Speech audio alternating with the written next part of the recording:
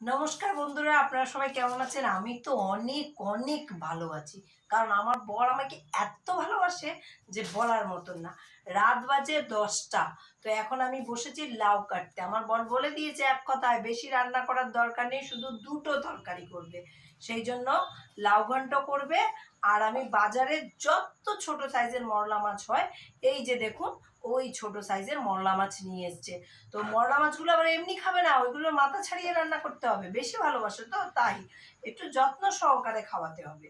তো যাই হোক, আর মেয়ে তো আমাকে আরো বেশি ভালোবাসে। মেয়ে বলে দিল, মা আমি কিন্তু ওইসব খাবো না, তুমি আমার জন্য ডাল আর আলু ভাজা করবে। আলু ভাজা আবার অমনি মোটা মোটা আলু ভাজা না, চিরি চিরি মুচমুচে আলু ভাজা, ওইসব মেয়ের জন্য করতে হবে।